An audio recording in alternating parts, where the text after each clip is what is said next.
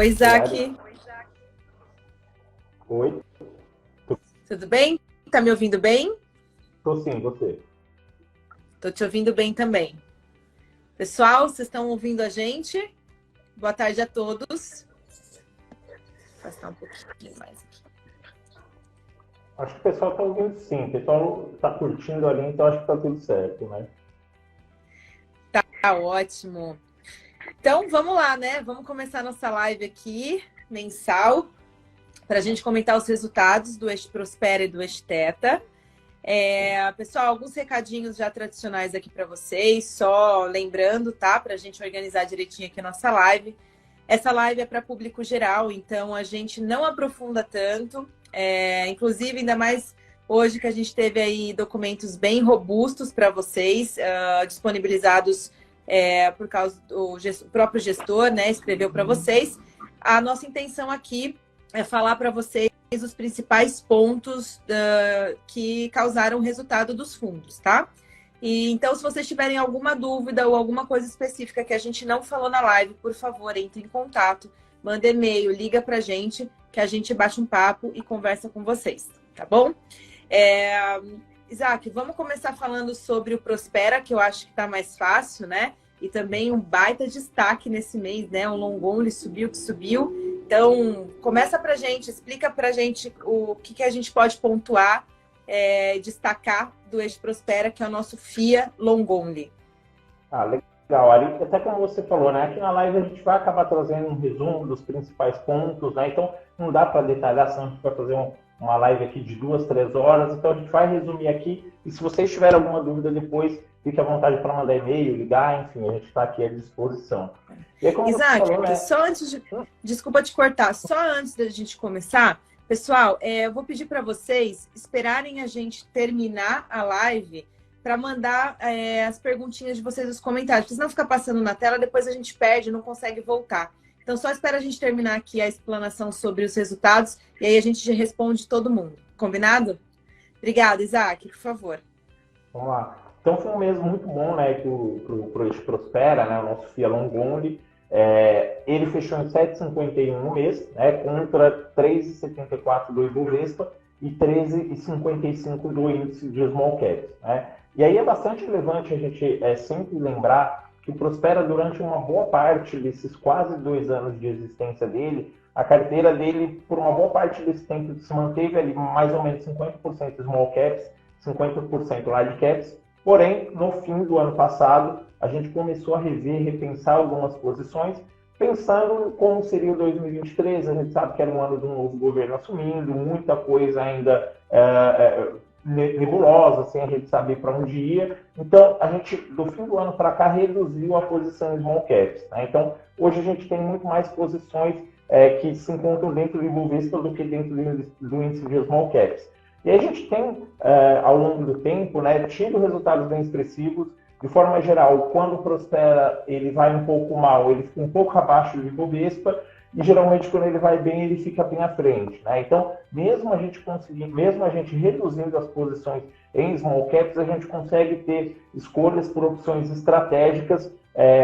Essas opções, muitas vezes, são opções que o mercado, às vezes, não está olhando naquele momento, às vezes são teses que não são cobertas por outras casas, ou por casas de research de forma geral, e a gente procura tentar buscar diferenciais em algumas teses para se destacar do Ibovespa e ter resultados mais expressivos, né? Então, a gente ficou bem à frente do Ibovespa, ficou abaixo do índice de small caps, mas também reduzimos a nossa posição em small caps.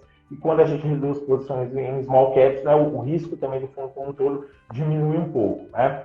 No ano, a gente tem um acumulado aí de 6,04, né, com uma queda de 1,28 do Ibovespa e uma alta de 4,6 do índice de small caps, né? Então, a gente está aí com 2023, mesmo durante parte desse primeiro semestre aí, sem um período ainda de muita discussão, muita coisa para a gente entender, não só para a gente, né, mas para todo o mercado entender como seria o cenário político, fiscal, a gente tem conseguido trazer um retorno bem interessante, né?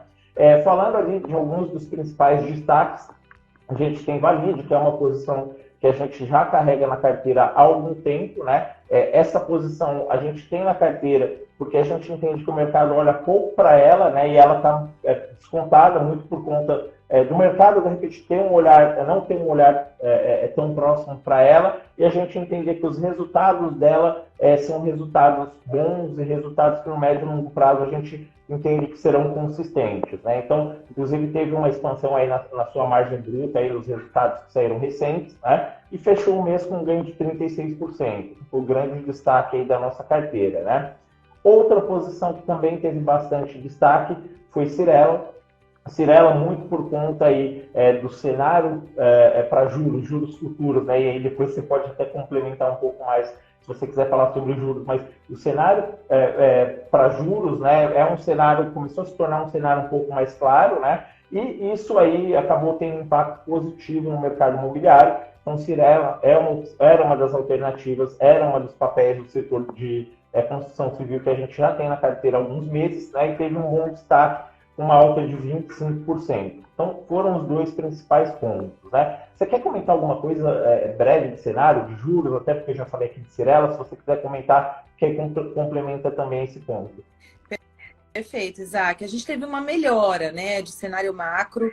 A gente teve vários acontecimentos importantes ali nesse último mês, a aprovação do principal, né, primeira aprovação do principal vetor de volatilidade, que foi a questão do fiscal aqui no Brasil. A gente teve uma melhora no qualitativo na última medição do índice ali, que antecipa o índice cheio, né, o IPCA 15, que trouxe a gente uma melhora de cenário para a gente. A gente está com uma queda do dólar também frente ao real, que também ajuda a dar um respiro para os ativos de risco. Né? Então, o próprio cenário macro ajudou a gente ter uma melhora, a Bolsa também fechou muito bem nesse último mês, isso contamina, né, os ativos como um todo. Mas eu acho que, no caso do Prospera, a escolha dos ativos que compõem o fundo foi muito assertivo, né, para que a gente surfe essa onda mais próspera da Bolsa, que deve se manter se a gente continuar, por exemplo, tem IPCA cheio, né, na quarta-feira essa semana, se a gente tiver essa melhora da inflação, continuamos tendo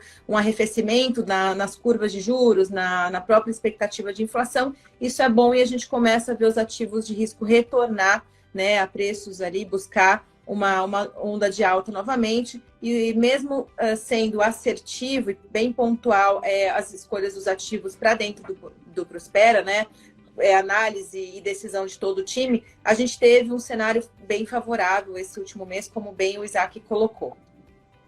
Legal, obrigado, Ari.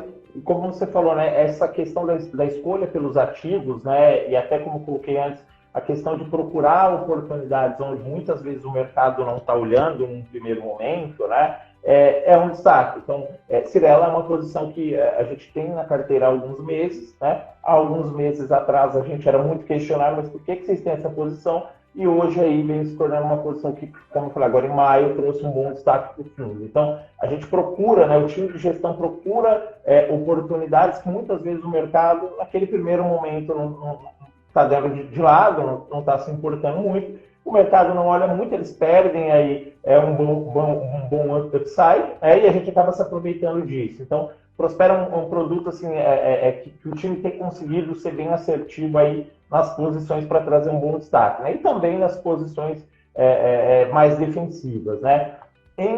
Agora em maio aí a gente teve os dois principais detratores, foram o JBS.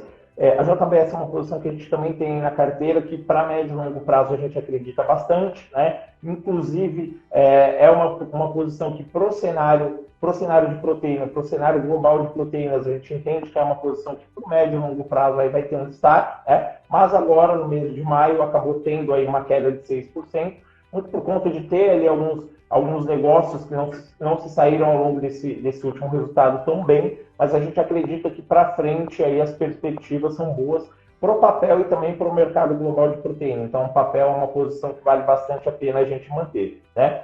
E Vale então, tenha sido o principal detrator aí ao longo do mês de abril, do mês de maio, né? Teve uma queda de 12%, né? Mas foi uma queda algo mais pontual, né? A gente acredita que a China não vai trazer surpresas negativas, né? Inclusive, se a gente pega aí os principais os principais bancos, os principais relatórios ainda se mantêm em compra de Vale. Então, embora tenha tido essa queda, não é algo que venha assustar a gente, né? A gente entende que, por médio e longo prazo, aí também venha trazer bons resultados.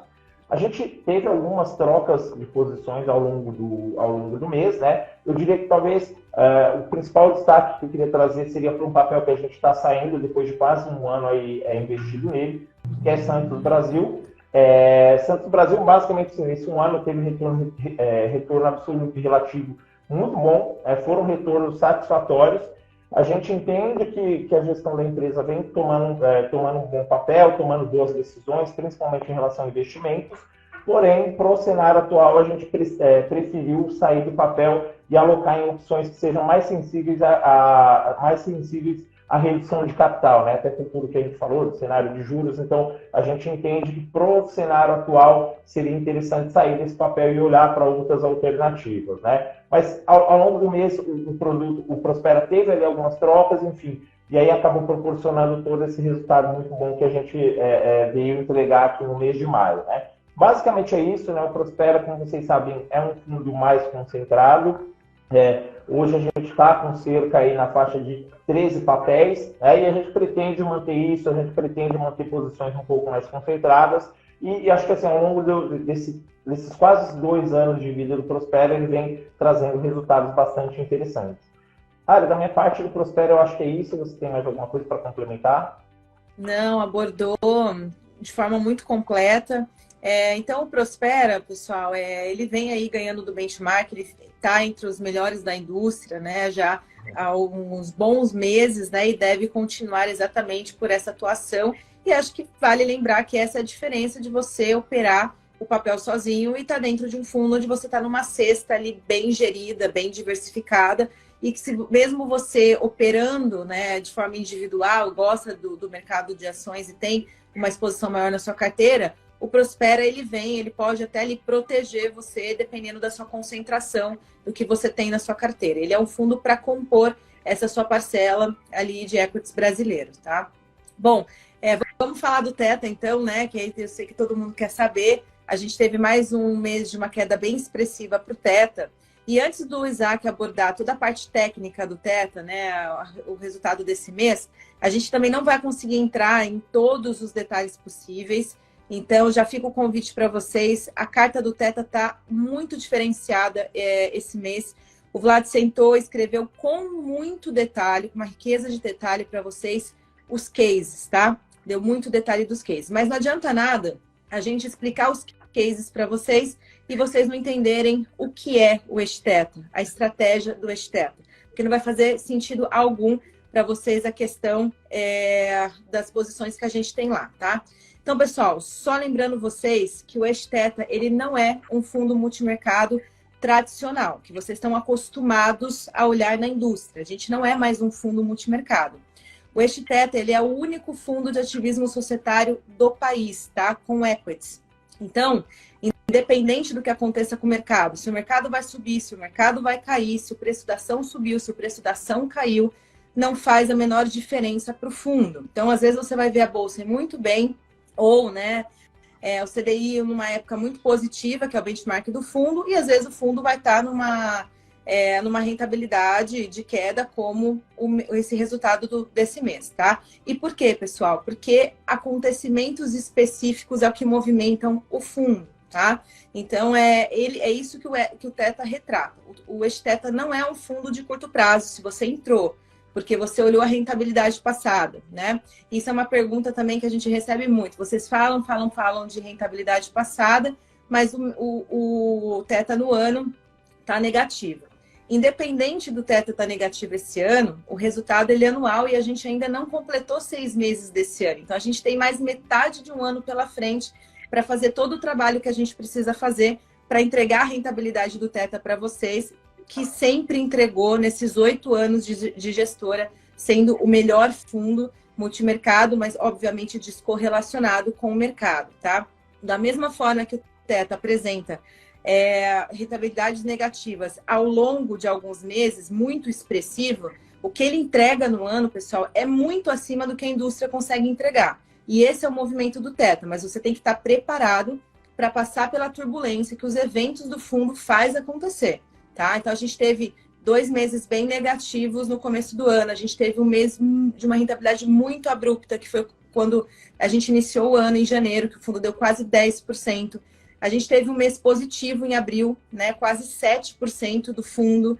E agora a gente teve mais um mês difícil. E pela frente vão vir muitos meses bons, mas também vão vir muitos meses ruins. Esse é o movimento do Esteta.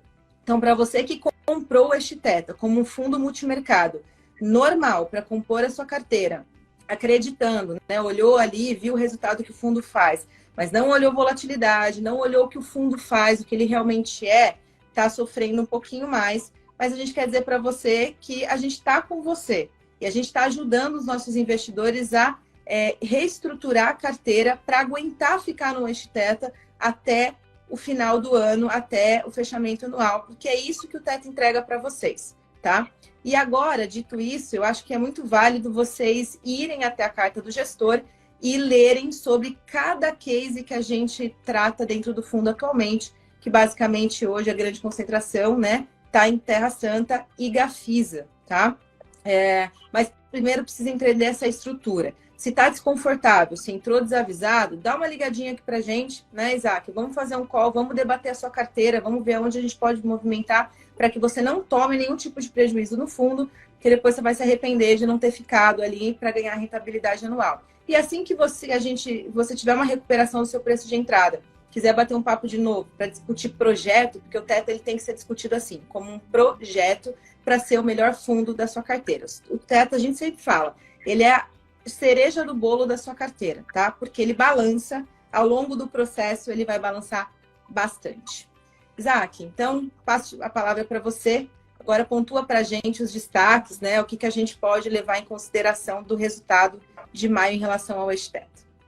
Então, assim, além de tudo que você falou, né? E é importante, toda live a gente repete alguns pontos, mas é muito importante. A gente sabe que tem investidor que a única coisa que ele analisa é rentabilidade, tanto para cima quanto para baixo, né? Então, o fundo foi lá, bateu a maior cota. É nesse momento que o investidor entra. E nem sempre entrar no momento que a cota, né, bateu ali o pico é a melhor estratégia, né? E, por outro lado, muitas vezes esse mesmo investidor, no momento que a cota tem ali a maior queda, é o momento que ele vai fazer o resgate. Então, eu acho que primeiro é isso, né? É tentar entender o teu perfil.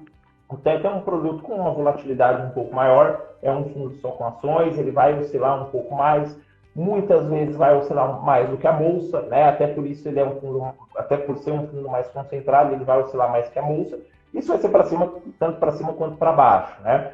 É um produto que o investidor ele pode esperar para o médio e longo prazo que venha a ser um produto a continuar dando aqueles resultados muito expressivos, muito acima de bolsa, conforme a gente já viu no passado. Mas tem que ter um pouquinho de paciência. Obviamente, a gente não gosta de ver o fundo tendo essas quedas todas que teve em fevereiro, em abril e agora em maio, em fevereiro, março e agora em maio. Porém, até janeiro desse ano, né, o fundo nunca tinha fechado com uma rentabilidade tão forte, com uma rentabilidade negativa tão forte. O fundo até então tinha caído, tinha como seu pior mês, maio de 20, né, março de 20, que foi o mês da pandemia, caindo 11%. E a gente sabe que é um fundo que poderia ter quedas um pouco mais fortes em alguns outros momentos, né? Mas também é um fundo que a gente entende e tem aí trabalhado para que ele venha, além de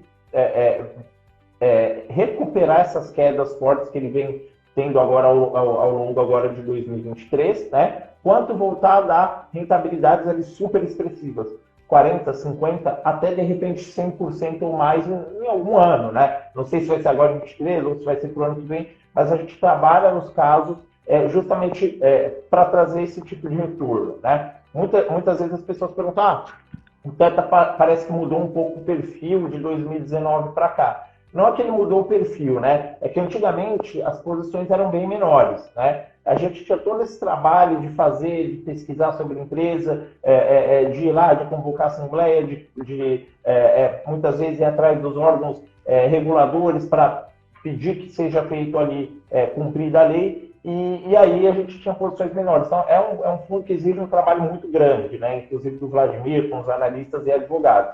E de lá para cá a gente entendeu que o fundo exigia um trabalho muito grande, ele precisava dar expressivos. para isso a gente concentra mais a carteira de fundo. Então, em momentos de queda ele pode sofrer um pouco mais, e em momentos de alta a gente trabalha para que ele venha dar aquelas porradas que o investidor adora, né? Quando a gente olha para o cenário atual, é um cenário um pouco mais complexo, né? Como você falou, a carta do gestor, ela, na verdade, desde o início do ano, a gente vem mudando um pouquinho o formato dela. Antes, até o fim do ano passado, era uma carta muito mais resumida.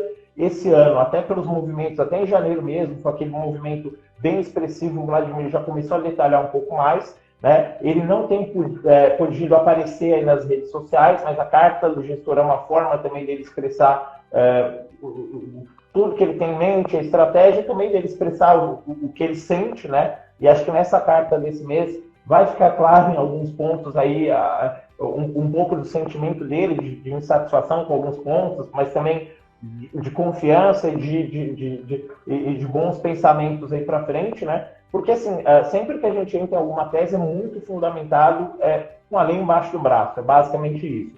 Então, tem até alguns pontos da carta onde ele cita a lei.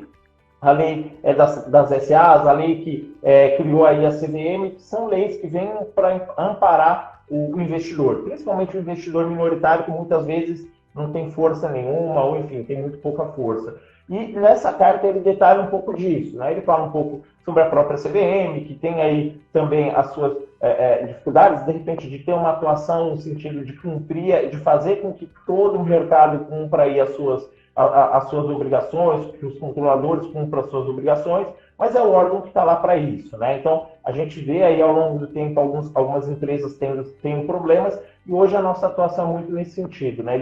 A gente tem todo um material que a gente tem uma base sobre o que vem acontecendo de errado nessas empresas, e a gente está aí cobrando os órgãos de controle, CVM, demais órgãos de controle, para que eles venham cumprir ali a função deles de fiscalizador, enfim, de aplicar punições. A gente entende que nem tudo é do dia para a noite, e até por isso a gente sabe que o teto é um produto de longo prazo. As teses, em geral, aí, quando a gente para olhar, talvez tenha um prazo médio de resolução, talvez de 2 anos na média. Então, a gente já está aí, tanto com Gafisa quanto com Terra Santa, há mais de 2 anos, ou melhor, há mais de 1 ano nos casos.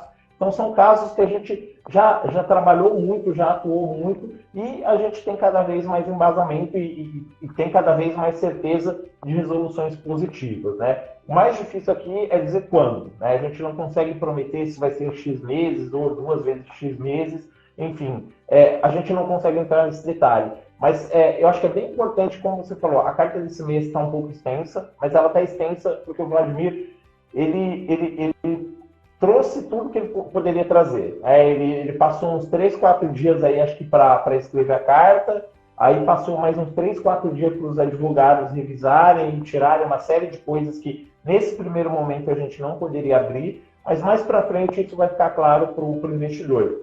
Então é importante ler a carta. A gente tem tido pequenas vitórias jurídicas ao longo dos dias, tem coisa que a gente não pode falar agora, né? Eu lembro agora que na live do mês passado, né, que durante o mês de abril tinha a questão lá do Fundo de Estocolmo, que estava pedindo ali a anulação dos nossos direitos em relação à Gafisa. A gente passou o mês todo pedindo que o investidor tenha um pouquinho de paciência, um pouco de calma, e no fim do mês a CVM traz um parecer aí que é favorável a nós. Então, assim, nem tudo a gente pode abrir agora, mas eu acho que é um pouco disso. Ler a carta, né, entender o que tiver de dúvida, procurar a gente, o que a gente puder falar a gente vai trazer, e procurar confiar. A gente está procurando cada vez mais melhorar a comunicação, ser o mais claro possível, né, justamente para o investidor ter a confiança aí de que a gente está fazendo nosso trabalho, de que o caminho está certo. A queda do mês passado não foi uma queda por algo da tese que mudou, algo que deu errado, a gente perdeu alguma coisa e aí os papéis começaram a cair. Não, foram movimentos aí, enfim, na carta vai estar um pouco mais detalhado, mas foram movimentos que podem acontecer. Inclusive, hoje tem um movimento de mercado, o fundo provavelmente vai fechar muito bem hoje. Então, assim, é um fundo com bastante volatilidade. O investidor que hoje for olhar, que amanhã for olhar a cota do teto aí, vai ficar muito feliz, né? Ele vai ter uma surpresa muito boa. Mas é isso, o caso não se resolveu, não acabou hoje, tem muita coisa que a gente não pode abrir, mas é isso. O teto é um fundo com um pouco mais de vol, como a Ariane falou, é para ser a cereja do bolo, então por isso que é o ideal ter um pedaço, talvez até entre 1 a 5% da tua carteira no Tether, para que em momentos de alta você fique bem satisfeito, e em momentos de queda a tua carteira como um todo não sofra ou sofra menos, né? Então um pouco disso. Ah, você quer complementar mais Perfeito. alguma coisa? Perfeito, Isaac. Então, pessoal, eu sei que tem muita gente feliz. Ontem, todas as mensagens que a gente recebeu de vocês, alguns desesperados, o que vai acontecer? Gente, o que vai acontecer é o que sempre vai acontecer. A característica do fundo é essa. Por mais que o Vlad, ele faça o esforço de suavizar esses movimentos expressivos, tanto de alta, que também não é saudável, uma alta extremamente expressiva, né? Porque quando devolve, devolve muito, e também não deixar devolver tanto assim. É um fundo diferente, é um fundo alternativo. Então, tem que olhar diferente. Vocês compraram um projeto, vocês não compraram apenas um fundo de investimentos. E vocês estão posicionados na única estratégia que existe no nosso país desta maneira. Então, tem que ter um pouquinho de paciência, tem que acostumar, vocês estão acostumados a ler um multimercado normal, com um benchmark CDI, olha o TET e acha que a gente faz a mesma coisa, só que com equities, um fundo mais posicionado em equities. E não é isso que a gente faz, tá? É importante entender a tese e estar junto com a gente. Agora, também, vamos partir um pouquinho para a filosofia de investimentos, né? Um parâmetro bom para você entender se você está desenquadrado do seu perfil, seja de estratégia ou de qualquer produto, é o sentimento que isso te traz. Então, para quem está desconfortável, o que eu tenho de falar para vocês é o seguinte: agora não é o melhor momento para você sair do fundo. Você vai tomar um prejuízo desnecessário. Aguenta um pouquinho mais. Se não é um valor, né, que você precisa aí, que vai impactar o seu padrão de vida, segura esse valor, porque você ainda vai ter boas alegrias com isso. E quando esse momento de bonança chegar, a gente senta e conversa, porque vocês acabam ficando animados quando o fundo entrega o que tem que entregar também. E aí esquece do que já viveu no período de maturação, e quando volta para a queda de novo, a gente volta para o mesmo processo. Então, além de estar aqui com vocês para falar de produto, né, do nosso produto específico, a gente também quer ajudar vocês, como investidor, a melhorar essa característica e sentimentos em relação ao produto e à carteira de vocês, tá? Então, tá todo mundo comentando aqui também, né? O avanço de Gafisa, a alta de Gafisa hoje. Pessoal, calma. É como eu falei para vocês, são movimentos esperados. A gente espera movimentos muito expressivos. Então, do mesmo jeito que vocês estavam muito bravos ontem porque o fundo estava caindo, cuidado com a euforia de hoje, tá? O caso ainda não acabou, como o Vlad colocou na carta. Ele continua, assim como o de Terra Santa e entre outros casos pequenininhos que a gente tem aí e que também comporta, a gente falou um pouquinho de aliar para vocês também na carta novamente, tá? Então, o caso continua, mas sim, a nossa atuação gera efeito de valorização, a gente só está aqui por isso, tá? Então, essas movimentações vão acontecer e vamos segurar a euforia, né? Euforia é um inimigo para investidor, seja ele qual for, só o que opera CDI ou só o que opera ativos de risco, tá? Então, pessoal, a gente está com vocês, a intenção nessa live é deixar vocês mais tranquilos. Óbvio que a gente queria trazer o Vlad no momento desse para falar para vocês, mas ele não pode ainda, tá? Vim aqui falar. A gente também está ansioso no momento que ele puder fazer e vai ter um evento muito especial no dia que isso acontecer, para ele vir falar. E o que eu quero dizer para vocês, pessoal, o dinheiro de vocês está lá, a rentabilidade que é a geração de valor a gente vai entregar para vocês e a gente está junto com vocês principalmente nesses meses de queda, principalmente nesses eventos de queda. E explicar para vocês com a maior transparência que a gente puder, que é o que a gente cobra das empresas que a gente atua no caso. Transparência. Então, a carta está lá com muitos detalhes, como eu falei para vocês desde o início, a carta é muito técnica. Ficou com alguma dúvida, não entendeu alguma linha que esteja ali, entre em contato com a gente. Mas o mais importante do que entender a tese, porque isso quem tem que entender é o jurídico e o gestor, é você estar na confiança, porque investimento é uma troca de confiança, né? E estar com a gente, passar por todo o período, todo o processo, e nem todo o processo vai ser só de bonança ou de sentimentos bons. Às vezes a gente vai ter que passar por períodos como esse e estar todo mundo junto e esperar o resultado bom vir também. É isso, Isaac? É isso, só para complementar, você comentou de aliar, né? Como a gente já trouxe aí há 2 lives, A Aliar é uma posição que a gente encerrou no fundo. O Vlad até menciona faz uma menção ali sobre a Aliar, mas a Aliar é isso, não é uma posição, é uma posição que a gente tem muito pequena no fundo, é muito mais para acompanhar a questão da OPA. Como a gente acompanhou, a gente teve a influência em todo o processo dessa OPA que tem que sair daqui para frente. A gente basicamente é uma posição bem pequena, praticamente irrelevante no fundo, então por isso que a gente não conta como uma tese que hoje a gente está atuando e que vai ter um impacto relevante. Em determinado momento a gente vai ficar acompanhando, se tiver que fazer algum movimento para frente a gente vai fazer, mas é mais para a gente ter ali um mínimo para poder acompanhar o papel, enfim. Até porque tem muita gente que fala, pô, eu entrei lá atrás, o que eu faço? Então a gente vai acompanhando também, porque embora a tese já tenha sido ouvida no fundo, ainda tem algumas coisinhas para acontecer. Perfeito, Isaac. Então é isso que a gente faz, pessoal. Geração de valor de verdade, né? A nossa atuação lá em Aliar acabou, que a gente tinha que fazer, a gente já fez, a gente conseguiu chamar a OPA, mas essa OPA ainda ela não foi feita. A gente não vai deixar você que está posicionado no papel esperando ali, não. A gente continua de olho, porque a nossa função aqui é gerar valor nos casos que a gente atua, é a filosofia da casa. E isso se estende para todos os casos que já se passaram na casa e os próximos que estão por vir. Pessoal, é isso, a gente precisa encerrar, nosso tempo aqui é curto, a gente não consegue falar muito, mas o canal está sempre aberto, né, para a gente falar outros momentos. Vocês não precisam esperar a live mensal para falar com a gente, tá? E-mail, telefone do comercial, é só ligar e a gente bate um papo. Combinado? Isaac, obrigada mais uma vez. Obrigado, Ari. Obrigado, pessoal. Até a próxima.